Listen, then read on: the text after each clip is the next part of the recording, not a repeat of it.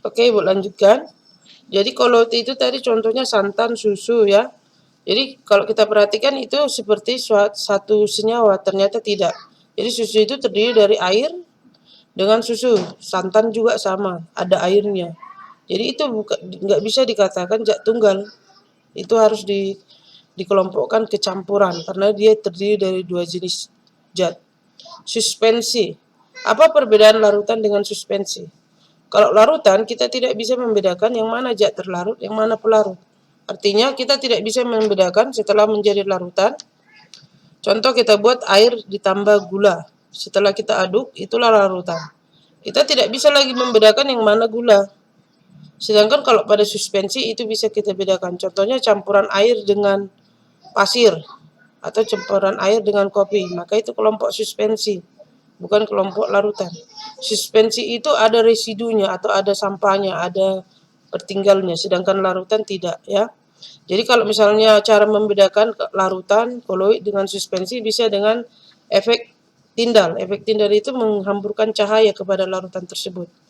Jadi ketika cahaya kita hamburkan atau kita sorot ke larutan, maka cahaya itu atau lampu cahaya senter itu akan menembus larutan tersebut. Artinya ada cahaya yang keluar.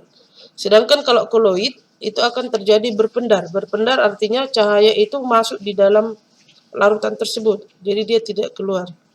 Sedangkan kalau suspensi cahayanya ditolak. Karena apa? Suspensi ini partikelnya besar. Sehingga dia menghalangi cahaya tersebut masuk ke dalam larutan.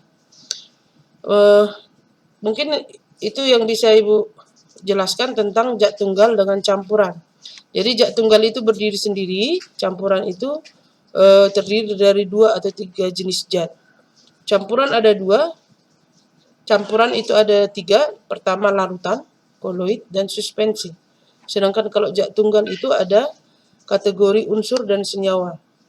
Artinya ada logam, ada semi logam, dan ada non logam. Oke, untuk lanjutan materi di berikutnya itu, Ibu harapkan semua harus sudah mendownload atau mendownload gambar dari sistem periodik unsur. Sebagai tugas, kamu harus mendownload foto atau gambar sistem periodik unsur. Lalu kamu cari apa itu sistem periodik unsur dan untuk apa itu digunakan, ya. Kalau sudah kita masuk di sistem periodik unsur di minggu depan, maka Ibu akan perkenalkan kembali apa itu atom, apa itu ion, dan apa itu molekul, ya. Jadi tadi berbeda ya, ada materi nama lainnya benda. Kemudian materi ini dibagi menjadi 2, zat tunggal dan campuran. Zat tunggal itu bisa berdiri sendiri, sedangkan campuran itu terdiri dari 2. Zat tunggal ada logam, ada non logam, dan ada semi logam. Tadi Ibu sudah katakan contohnya.